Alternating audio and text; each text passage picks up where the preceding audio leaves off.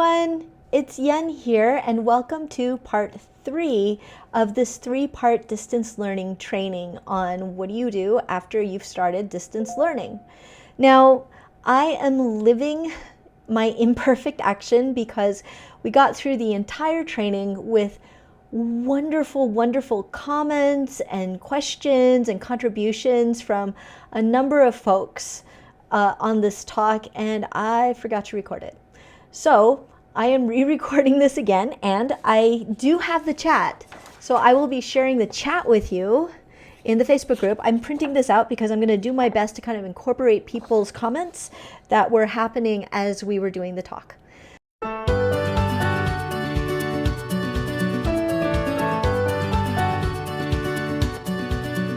I'm going to help you think about distance learning in a slightly different way. So, first thing is I'm going to show you another technique that I invite you to share with your students, and that is on how to make a T-chart.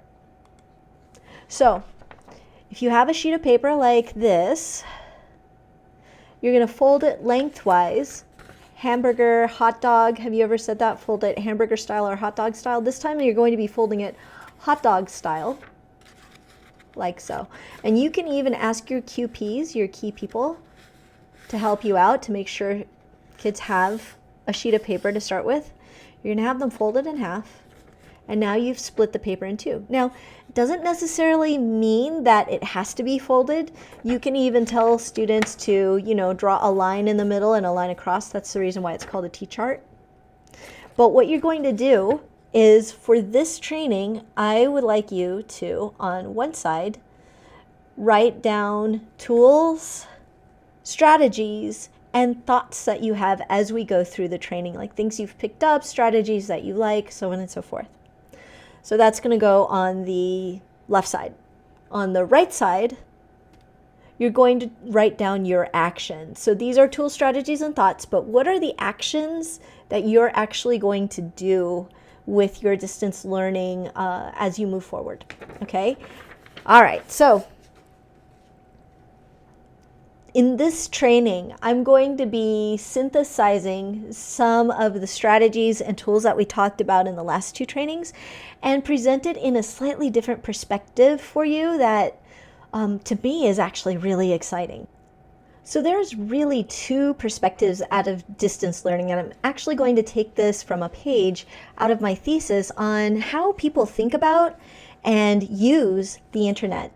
The first perspective is what's called striated spaces. So terms like cruising the information highway is a perspective of striated spaces. And what this means is we use the internet as tools to specifically accomplish certain things. And not only that, but how we use those tools falls along certain boundaries, thoughts, and ideas that are kind of restricted, going from one place to another. Okay, so for example, you use Zoom to communicate with people. You may be using Seesaw to have students communicate with you, and vice versa. You have probably found a number of different apps like Jamboard to do whiteboards. So in other words, striated spaces is taking digital tools and implementing them to do things that maybe you've probably done with face-to-face, applying them to things that you're used to doing, applying them to interactions that you're used to doing. But not only that, it's about understanding the flow of information. When you take a striated space perspective of the internet, information flows in one direction from a source to a destination. That's striated spaces. But there is another perspective of the internet that I really invite you to think about and go into as you're considering distance learning, and that's called smooth spaces. Smooth spaces are without boundaries. And you can think of that term surfing the net, right? It's riding along currents of information without boundaries. I can check out a library book without actually going to the library, without even having a book.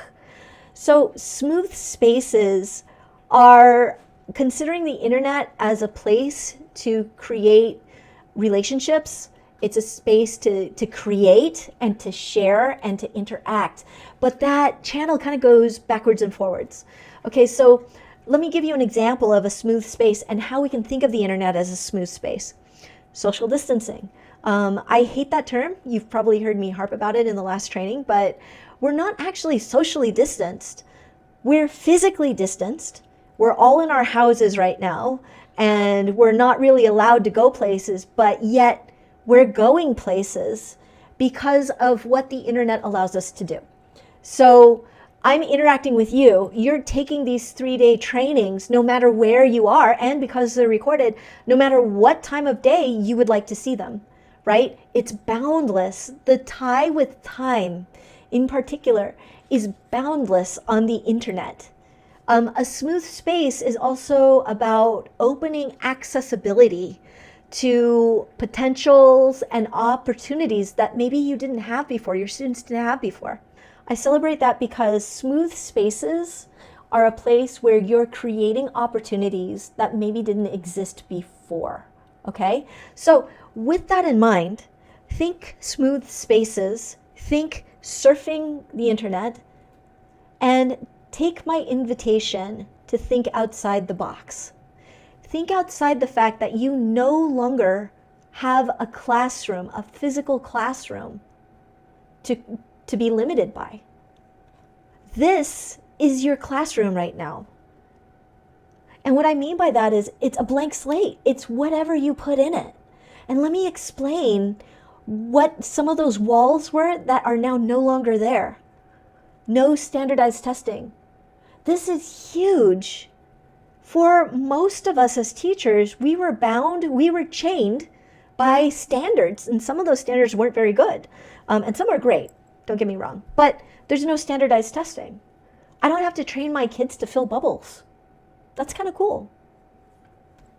There's no rigid schedule. You don't have to worry about dedicating 30 minutes to this, 15 minutes to that, right? You don't have to cram in 7 different subjects into your day anymore because there's no schedule anymore.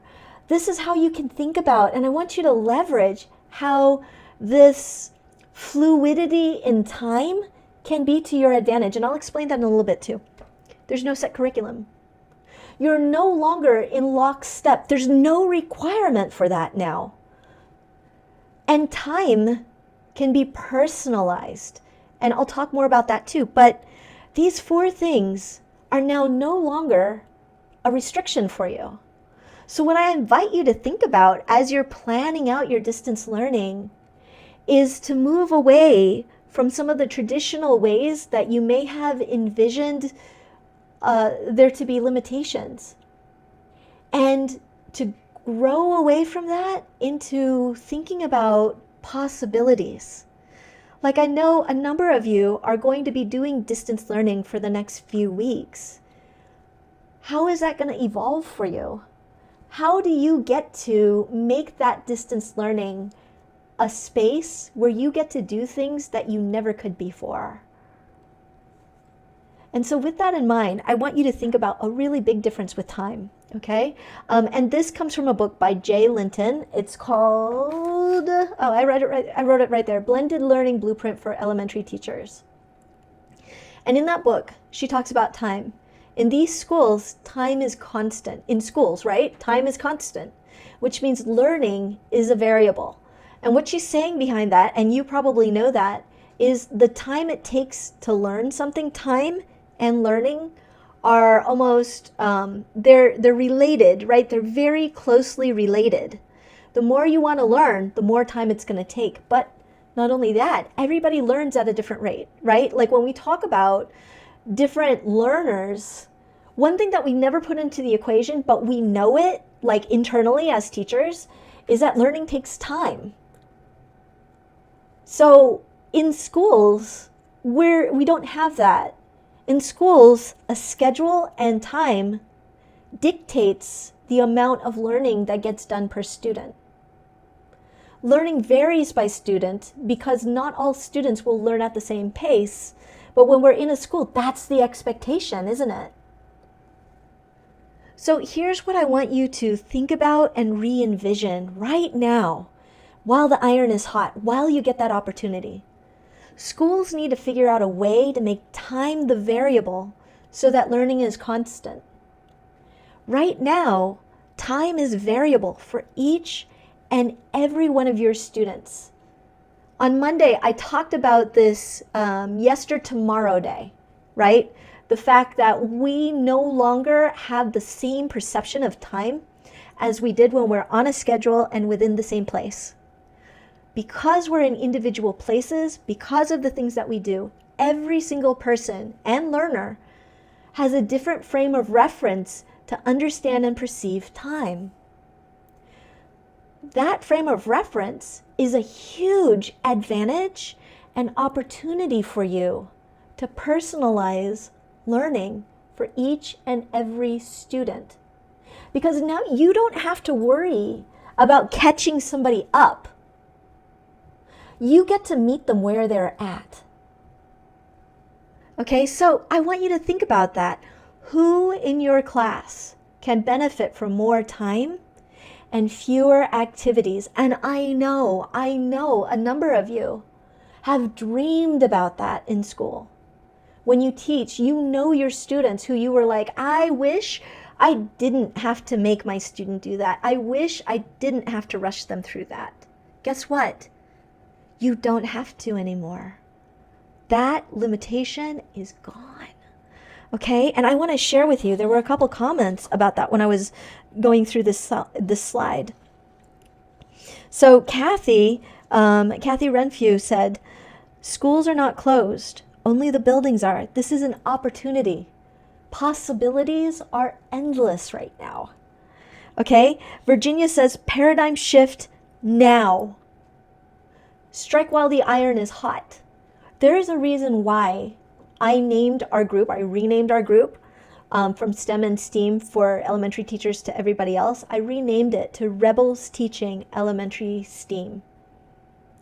Because we get to right now think about how we want our teaching to be tomorrow. We get to create the learning that we want, the experiences we want to give to our students without the limitations of a schedule, of a classroom, of standardized tests, and of the limitations that used to bind our teaching and our whiteboard markers behind our backs. It's not there anymore. Take advantage of that. Okay, so let's talk about personalized learning.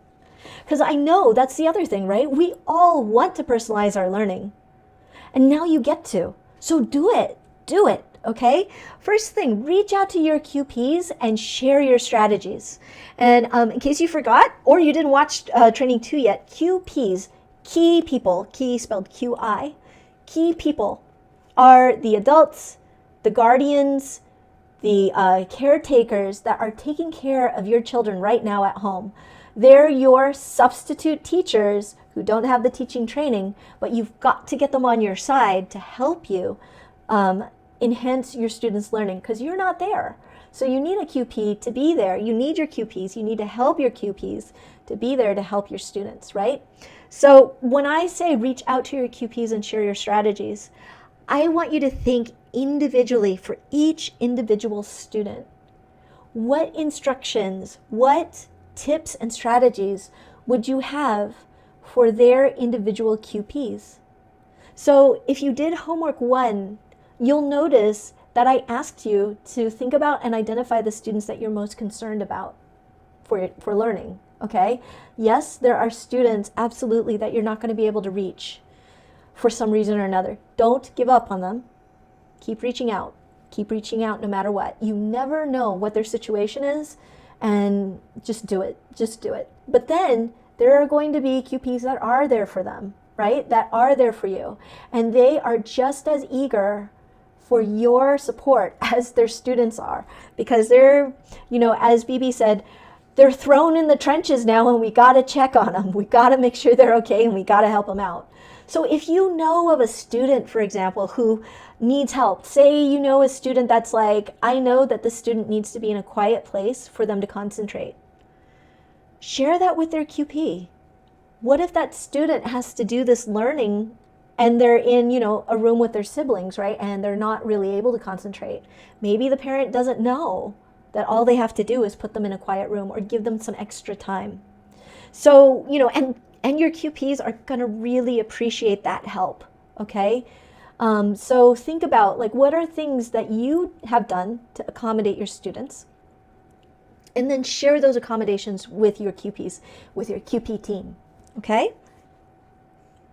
All right, the other thing is think about your students that have high anxiety, special needs, etc.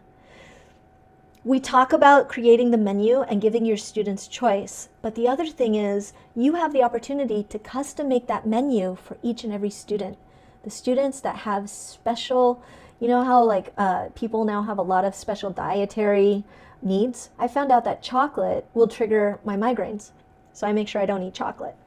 So, think about like what your students might need on the menu and what you can take out to make things easier for them. So give them more time. Yesterday, I gave you a distance-ish formula for converting how long 1 hour of FaceTime is based on, and then how that converts to how much time for distance learning, right? DL is distance learning. So roughly an hour of face-to-face time is about 20 minutes of distance learning. Now, you know your students better than anybody when it comes to learning. So that might have to be something that you accommodate. Maybe it's not that amount of time for some students. Maybe there are students that have a lot of trouble concentrating, and instead of 20 minutes, it might only be 5 or 10, right? So if you can, and I don't want this to be you all of a sudden, rewriting 14 different lesson plans. Please don't do that.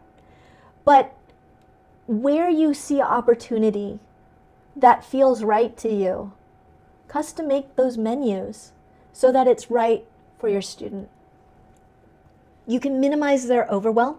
Maybe for instance, that there's a student that really cannot sit down and do worksheets. You know it. And you don't want to overwhelm them. So maybe what you do is you send a whole menu of just videos to them, right? So you know best what your students are going to need during this time. If you can, take the opportunity to personalize, if you can, and it doesn't stress you out. Increase interaction. So we talked about frequent checkpoints. We talked about even like shouting out in the middle of a video. When somebody hears their name, it immediately, there's a sense of recognition, right? We all want to be recognized. We all want to feel like we belong. So how can you increase interaction with your students, but also how can you create menus that increase that interaction? Maybe it's something like an assignment would be, send me a text of how you're feeling today. Something simple, but that interaction is so important. And then I invite you to think outside the box. And I did this graphic deliberately. When I say think outside the box, I'm saying think outside of the computer.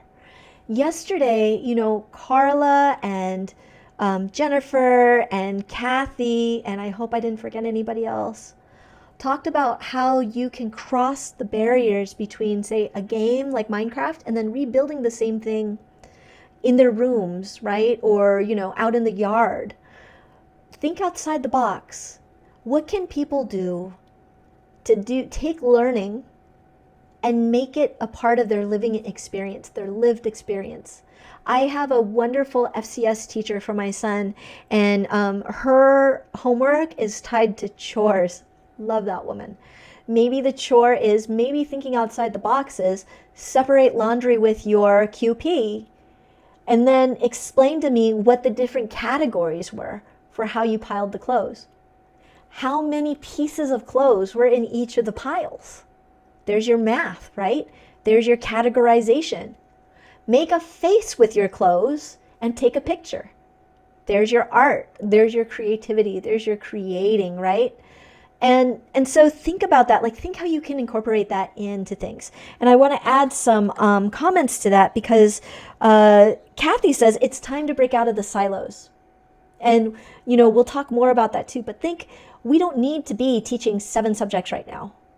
Teach one thing well and give your students opportunities to look at it in different ways. So break out of your silos, break out of the idea that things have to be done a certain way right now. They don't.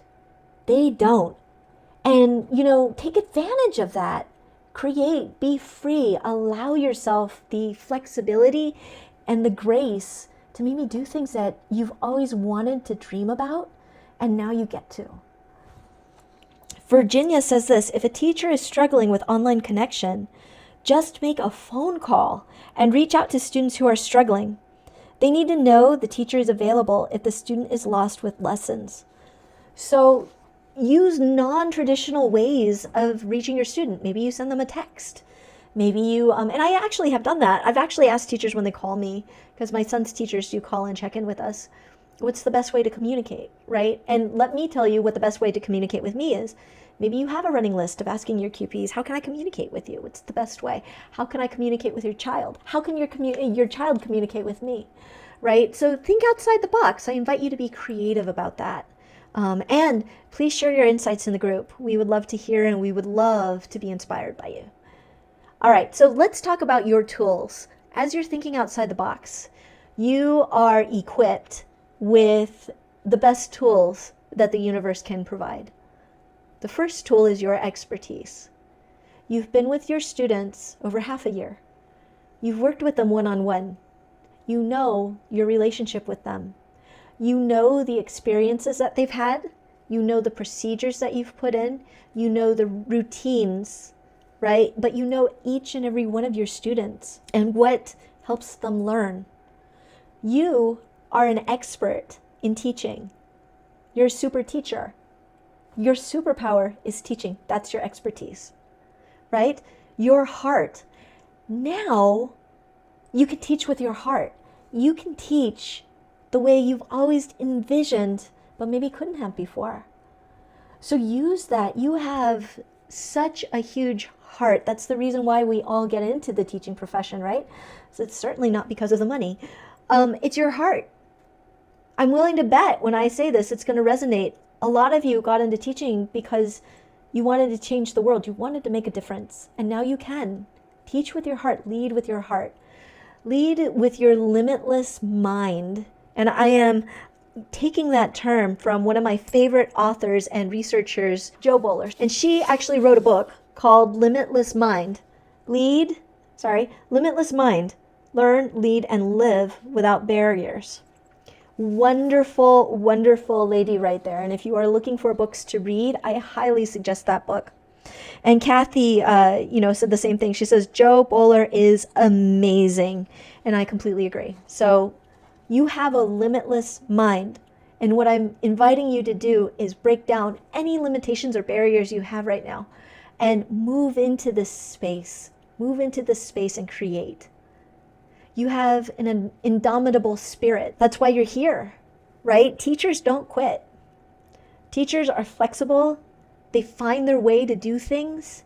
They teach. I mean, come on. You're doing distance learning and you're owning it, right? Like we talked about how this is an impossible task that you were tasked to do, and you're doing it. You're doing it because you have all of these tools and your indomitable spirit. You have your relationship with your students. And then you also have the collective brilliance of other teachers. So you have our group. You have experts in that group. And you can tag those experts. You just have to type in the @ sign and start typing their name, and it'll come up, and tag them if you have a question. I invite you to ask questions in the group. Share your expertise. Share your experience, because it's going to help us all, right? It's the collective brilliance of all of us that's, going to make education as we move forward amazing. Amazing. The other thing I want to say, because I have to plug it, right? Because it's opening on Friday. STEMCon is like the conference you've probably ever dreamed of, right? That you could ever dream of if you were stuck virtually. But so far, we have 3,000 people that are registered for STEMCon. We have 28 sessions and several live sessions that are going to be there. I'm going to actually be on 2 panels for the live sessions, and you can ask questions. We talk about the asynchronous communication. You can comment in each of the sessions, ask questions. The presenters will be there to talk with you, to collaborate with you. So please, if you haven't done so, I really invite you to join STEMCon. And the other thing too is if you're saying, I am too overwhelmed and I don't have time right now, that's totally okay, because STEMCon is going to be recorded and you will have those recordings for the next year, for an entire year. So, you can look at them once things calm down and once things, kind of reach a new normal, right? So please do take advantage of that opportunity. Strategies. So you've got your tools. I'm going to share strategies, which you've probably heard of already because we've been talking about strategies for the past 2 days. So there's not a whole lot of new things in this. I am just summarizing and synthesizing all 3 of these trainings so that you can think about them in this new space that you are making for your students to be a part of.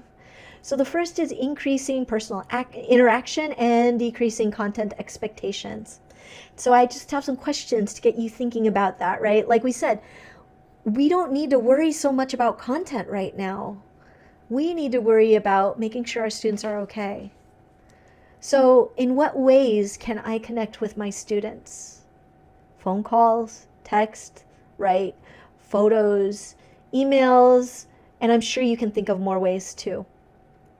In what ways can I connect with my QPs and check in with them? I will tell you, they will appreciate it immensely. So this is a huge one. Use connection as a strategy for moving forward in this new classroom space that you're creating.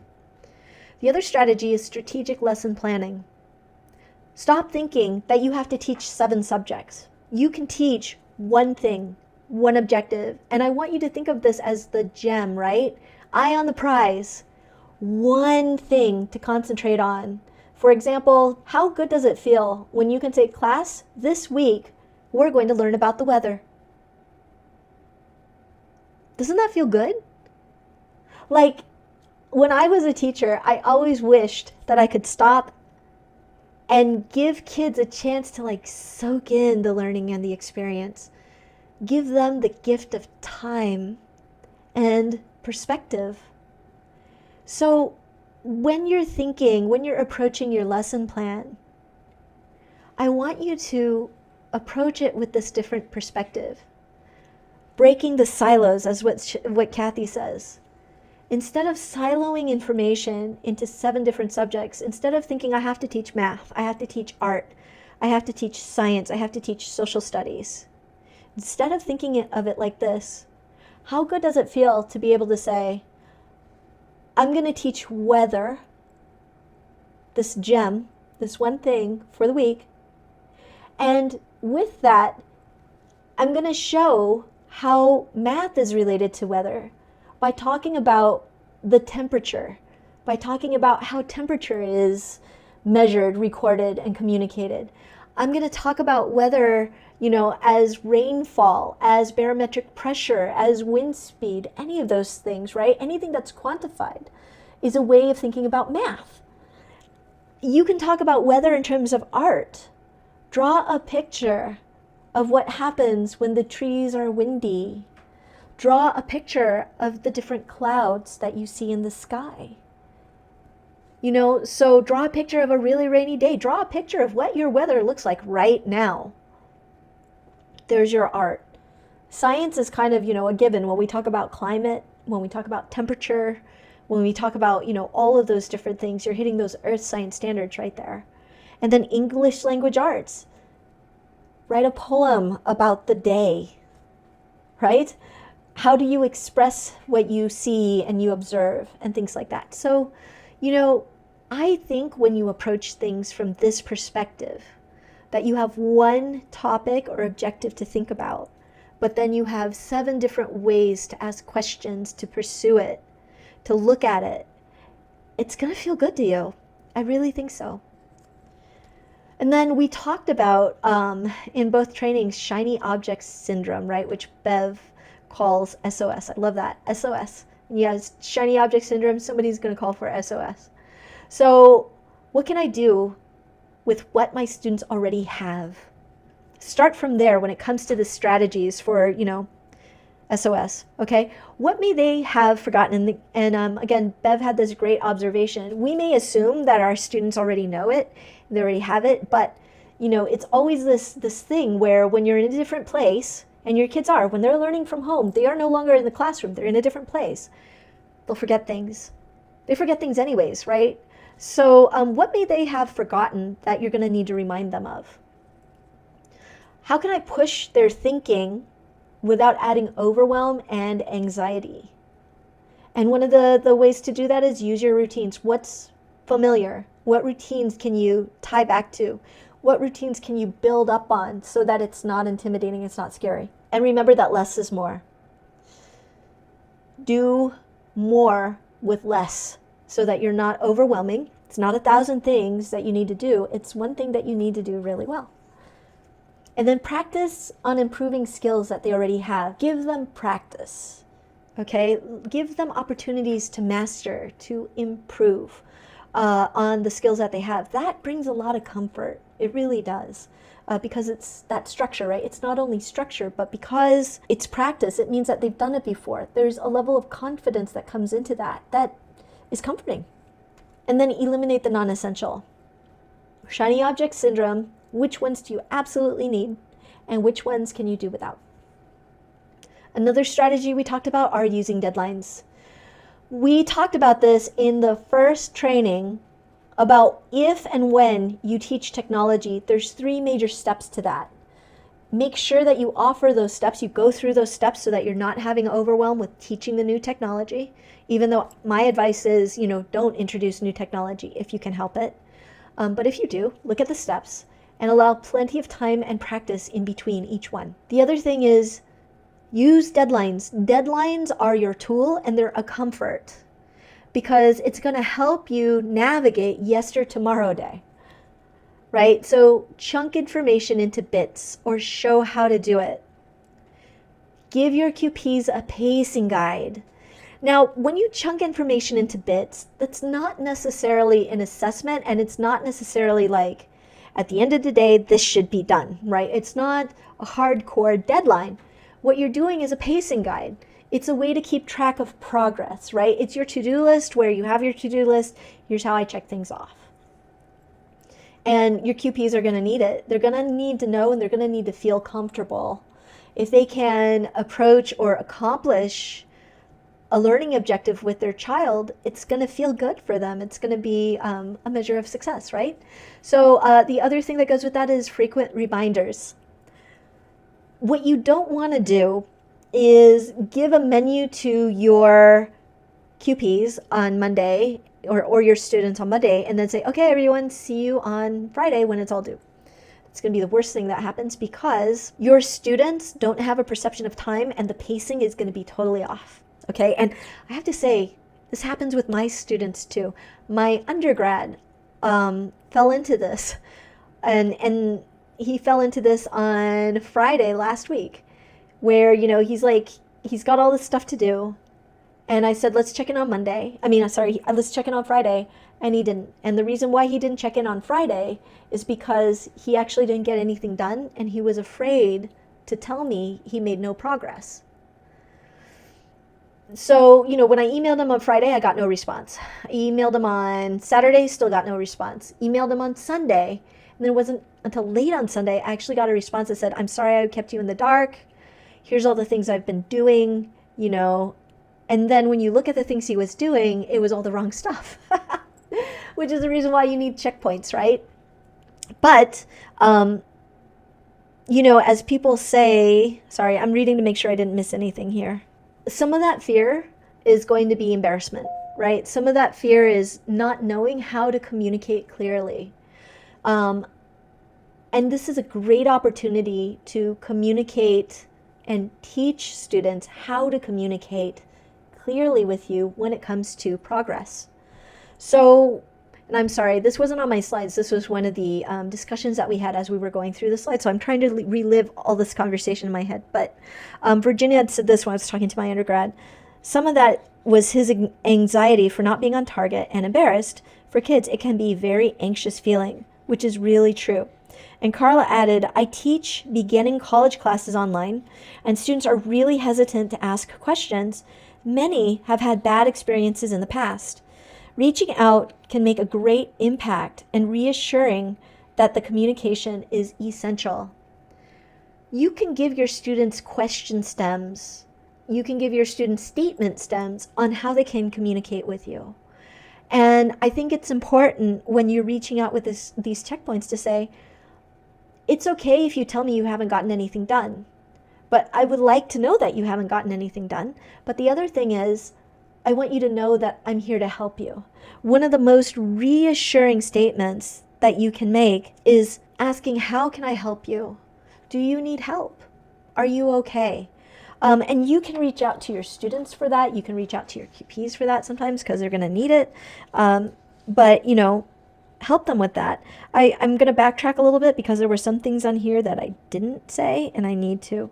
Virginia says the phrase, you already learned this, should be rephrased to, let's review and maybe we can figure out how to understand better. So, some nuggets out there of what you can say to your students to be helpful, but also some nuggets of how you can also help your students communicate back to you. This is a huge soft skill, huge, to be able to communicate honestly, and to be able to get help, like understanding that communication is not necessarily about accountability. Communication is to help it's to help teachers understand the students' progress and how they can be best supported, right? And Carla also says here, I bring the topic up and then help students ask more questions. And I follow up with them. They start changing their perspective and will ask questions. So if you haven't done it before, maybe doing, some exercises where they can ask questions might be a really good thing to open that communication with your students. And then that goes without saying, show love and flexibility.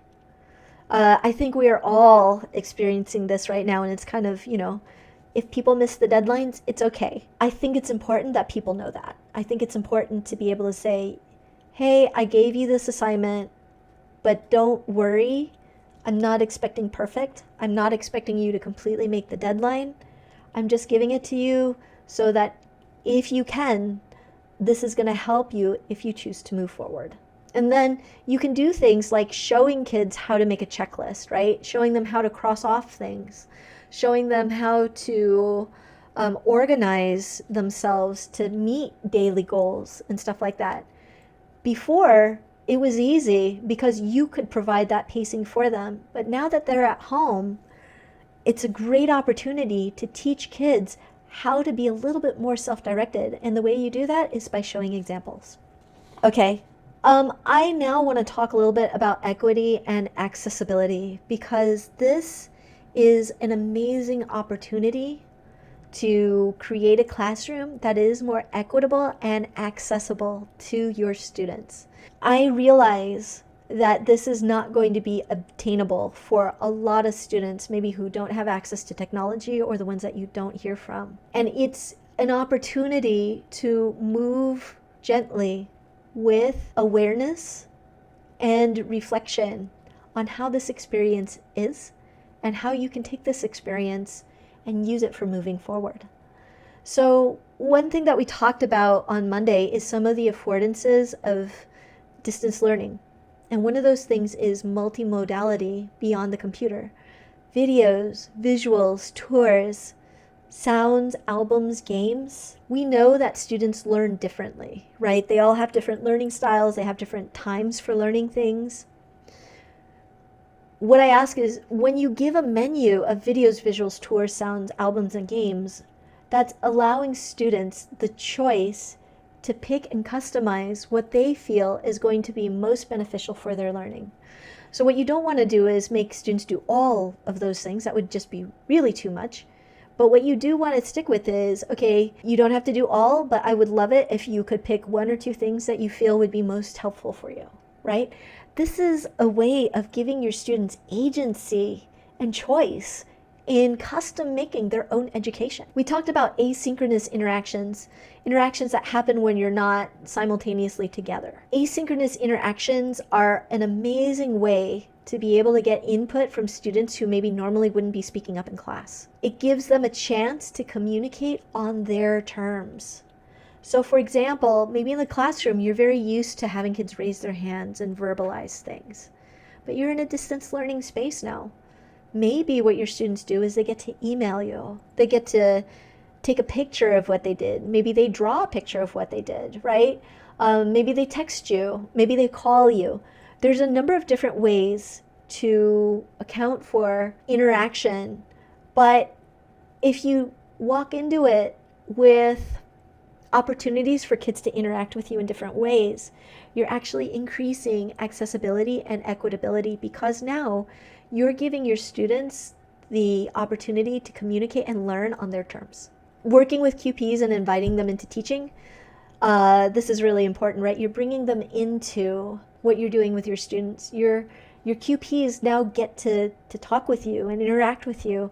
And I'm willing to bet that a number of them are going to learn some valuable teaching skills that are going to enhance their interactions with your students. So invite them into the teaching. Find out what students already have. Ask your QPs, what are they playing in terms of games? What are they doing right now? And then build from there. Build your lessons from that. Say you find that there's a student that loves baking, with his grandma. Great. Why don't you make a lesson about baking, right? Like, think about cooking. I love talking about cooking when it comes to looking at different angles. You've got measurement of flour, materials, right? You've got temperature. You have states of matter. You're adding liquids and solids. Maybe if you're using soda and stuff like that, gases, have them do a root beer float. Have them write down procedures for things, right? There's your ELA standards right there. There's so many different things that you can do. And if you situate it around what students are living, it just makes that learning a lot more tangible and meaningful to them. And I want to add some comments about that, because people added some really great things about that too. Some people talked about, Virginia said, natural disasters are affecting people right now, maybe in your areas. So have people study that. I remember during the conversation, Aubrey had mentioned, well, COVID-19 is a natural disaster. We're fighting an enemy that's microscopic, and that's absolutely true. So, I think studying it, I think being informed helps ease the anxiety of the unknown. So depending on your class, depending on your student, doing direct studies of these scary things like COVID-19, like quarantine, are ways to help empower your students to understand the situation from a different lens. Okay? Kathy reminds us that surrounding instruction around an observable, natural, or designed object, complex enough for us to figure out a phenomenon, allows students to have problems to grapple with and figure out. So there's so many, if you look at problem-based learning, there's so many ways of, that gemstone is a problem or a situation or a phenomenon. And incidentally, in the conference, I do a talk on phenomenon. Anyways, what angles can you help your student use? What lenses can they use to describe and understand that phenomenon? How can they dissect it and piece it apart and understand it that way? Right? It's a beautiful thing. Let's see. Incidentally, I just want to say, equity and accessibility these are things that a lot of people in our group are very passionate about. Vivi, I remember when we were doing this, she's like, this is my soapbox, and it's mine too. And it's a lot of people's soapboxes. So, just know you are not alone. And the conference will actually have different sessions about equity and accessibility for you, and people there where you can collaborate with, communicate with, reach out to, so that you're going to be among some really great folks to support you and believe in the same things that you do. Invite play as learning. There was a big discussion about this when we were going over the session, but play is such a huge important component to learning, and we forget that. But play meets learning and activity on your students' own terms. When they get to play, they get to do things, they get agency, because it's their choice what they want to play, it's their choice of how they're going to do it. But there's so much learning and interaction that's involved with that. So please don't limit yourself, invite play into it. Carla, who is, just an amazing person behind Loose Parts Play, talked about, how she is like an expert on blanket forts and being able to learn from blanket forts. In fact, blanket forts, I used to do blanket forts, which is why it's a personal thing for me, is a great engineering challenge.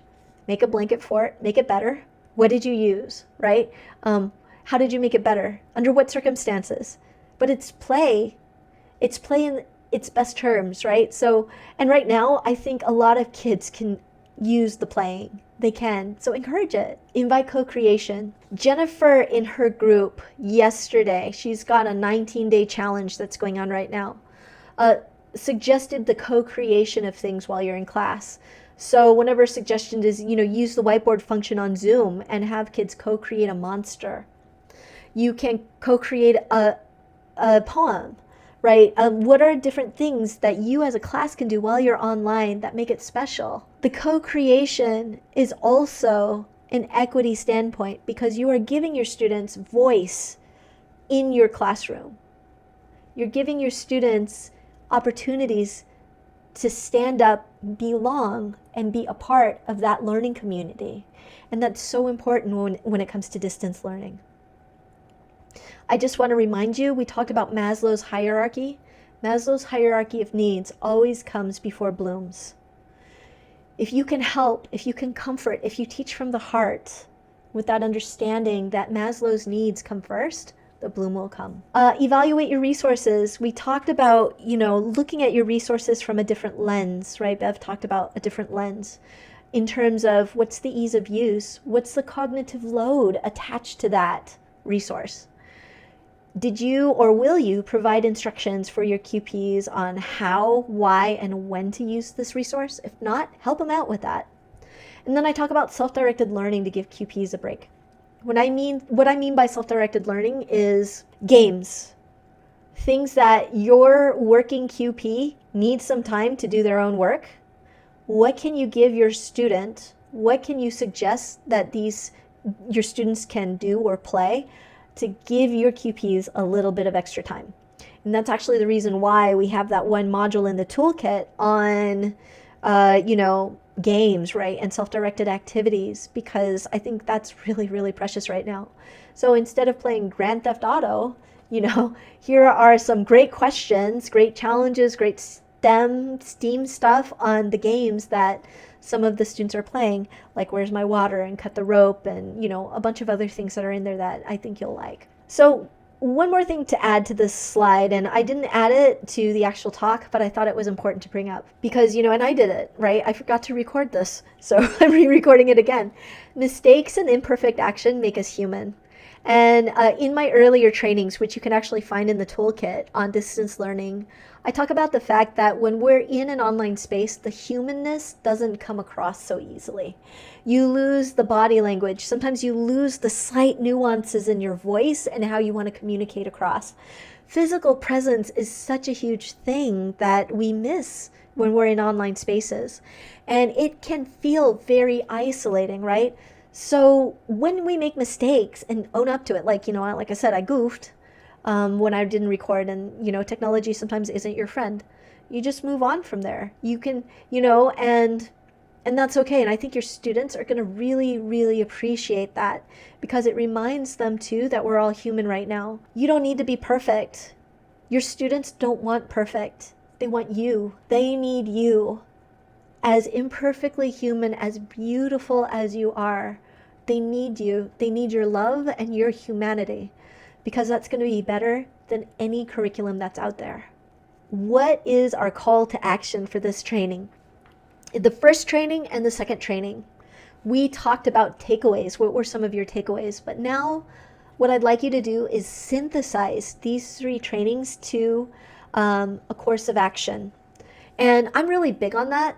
When I first started teaching, I had this wonderful mentor, and they told me, when you're done with any professional development, any conference, any session, take a moment to write down 1 or 2 things that you will directly take into your classroom and apply. Because if you don't, then you've thrown away all that time and all that money. So what action are you going to take, or actions? That's why I had you do the T-chart, right? What actions are you going to take as a result of this training? And I would really like to hear that. So please share that in the threads, in the comments below. This is your call to action. What action will you take to get outside of the box, to get beyond those barriers and create this new space? Now, like I said before, those of you that do the 2 takeaways from the last 2 trainings and the call to action from this training, when you add those into the comments by tomorrow afternoon, so Thursday, 12 o'clock Central Time, you will be eligible for a free conference ticket to STEMCon 2020. And I have to tell you, STEMCon is going to be really amazing. I'm getting